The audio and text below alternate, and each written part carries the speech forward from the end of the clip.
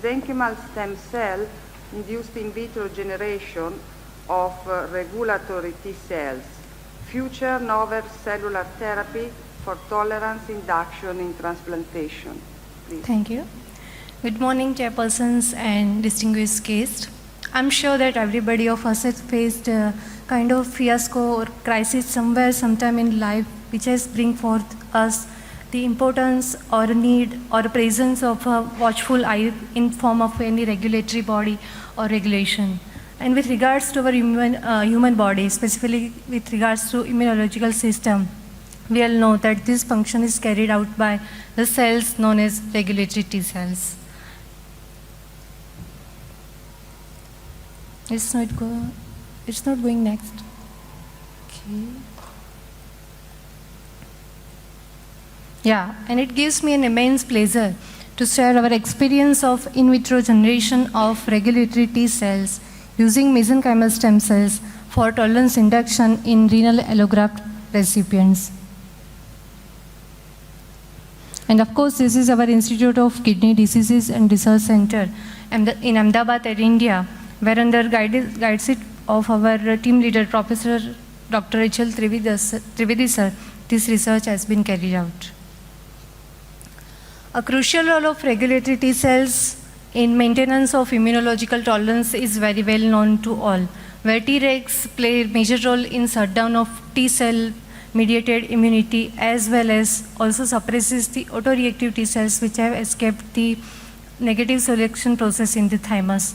And Tregs also control the immune unresponsiveness by direct suppression of effector T cells or by suppression of antigen presenting cells. And these specific characteristics of Tregs make them so special for their potential therapeutical use in induction of transplantation tolerance.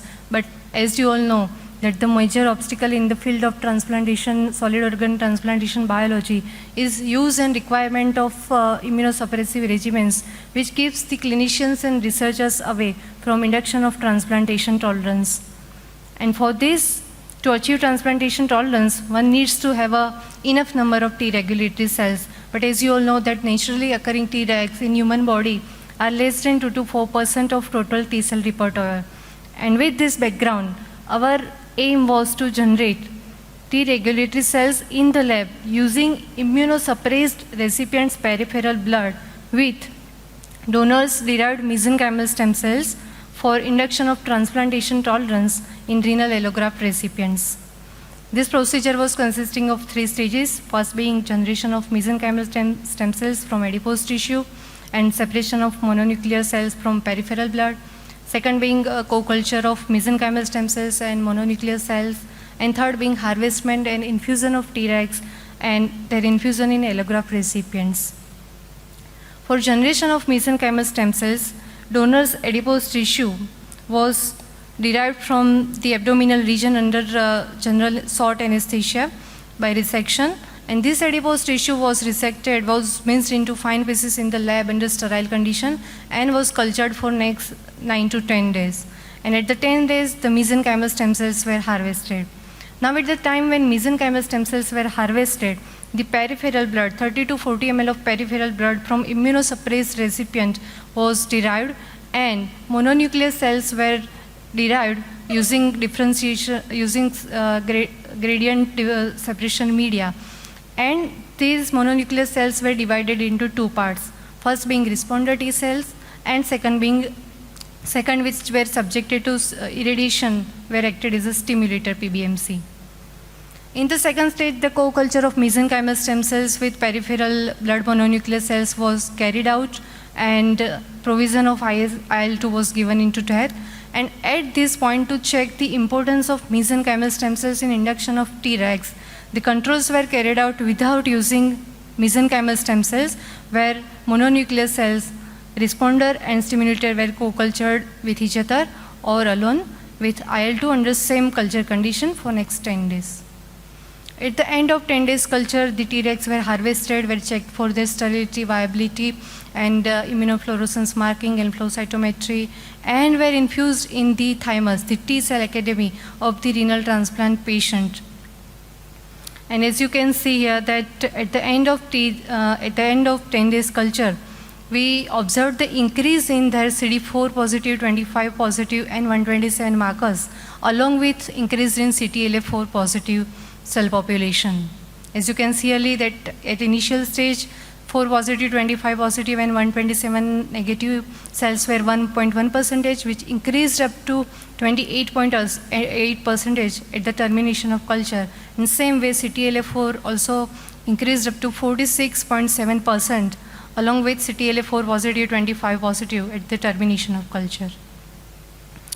And this way, the increase in CD4 positive, 25 positive, 127 negative, along with CTLA4 positive were observed. And very interestingly, we also find the increase in double population of CD4 8 double positive at the end of culture being 29.5%, which were 2.7% at the starting point. And on the contrary, all the controls failed to show rise in CD4 positive, 25 positive and 127 negative markers. And with regards to our initial experience of Treg infusion in the renal transplant recipients, we infused these Tregs with mean of 2.9 into 10 to the power 4 Tregs per kg body weight of 25 renal allograft recipients, and they all are doing well with mean serum creatinine of 1.2 milligram per DL with minimum immunosuppression with mean follow-up time of more than 100 days. As you can see here, that very interestingly, after infusion of Tregs in thymic circulation, we also observed increase in their peripheral blood Treg markers, which was 2.9% at initial, which become 3.6% after the Treg infusion, and all are with stable graft function with no any rejection and are on low dose immunosuppressive regimens. So immunosuppressive or immunomodulatory role of mesenchymal stem cells is very well known, and it was first ever detected in T cell proliferation assay. When mesenchymal stem cells were cultured with T cells, they highly suppress the proliferation of T cells. Reason being the secretion of various growth factors and cytokinins, which hamper the cell cycle stage of mononuclear cell, eventually leading them to the programmed cell death. But the literature is suggestive of that the same procedure, that the same mechanism can be reversed with exogenous provision of interleukin-2, ultimately leading to the antigen-specific differentiation of T regulatory cells. However, the exact mechanism underlying Treg induction in presence of MSC is not very well known yet. Of course, IL-2 acts as a fitness funda, you can say, for here, which gives the potential of viability and differentiation to Tregs in vivo as well as in vitro. And we believe that Tregs have a potential candidate for cellular therapy with so many clinical applications. And I conclude that we have successfully induced Tregs using immunosuppressed recipients' mononuclear cells with mesenchymal stem cells from the donor, and believe that this novel therapy will open up the new gateway to the tolerance. Here are my few references. And I believe that this way Tregs in the field of organ transplantation in context of immune system will reject or suppress rejecting cells themselves, ultimately leading to the gateway or the final goal, the ultimate goal of the tolerance. Thank you.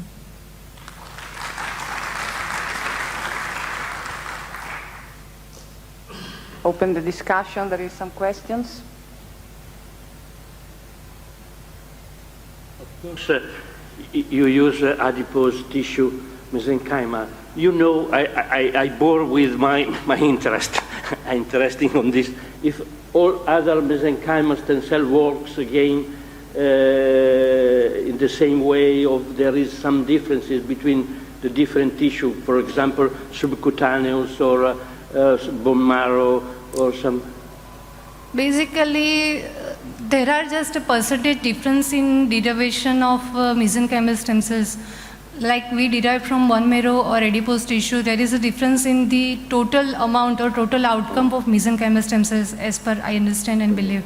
But once after they are the mesenchymal stem cells, I believe that they will act the same way in generation of Tregs or any other future therapies. Thanks. I understand that you wanted to know the sources and the methods. We have tried out the different sources like adipose tissue from the abdominal fat or other parts, deeper ones. The visceral ones are not, so perhaps the oxygen supply or availability is less in the deeper tissues. So subcutaneous acts as the best resource for mesenchymal. We also tried lipoaspirates and liposuction versus resection. What happens is in aspirates, there's some injury, and so the quantum total yield is much less. The viable cells at the end are less as compared to what we do with the resection. Only problem or only harm, especially in the Western world, is the donor is left with a small scar with the resection, which is not there in the aspirate or the suction. But at least in our part, we have used these kind of cells for all kinds of diseases. Like we use for all native kidney diseases, we use for neuronal stem cells. We have now about 150 patients who have started walking. Those who were in bed with traumatic paraplegia and were not able to move. All in these cases, plus other disorders. We have derived these mesenchymal stem cells. We have never seen any problem, and this is the best way to take them out with our experience. Many thanks. No? Please. I have a short question. You mentioned that you cultured, expanded the cells within 2 weeks. Yeah, 10 days, yeah. So how many passages? Pardon? How many passages? No passages. Yeah, we don't do any passaging. So you're just using the We just microvascular replenish the fraction. media, yeah. A lot of endothelial progenitors. All right. Actually, we have markers for mesenchymal stem cells in terms of, although no 90 positive, 73 positive, and we have that more than 80%. So those all are mesenchymal stem cells. Okay, Thank you.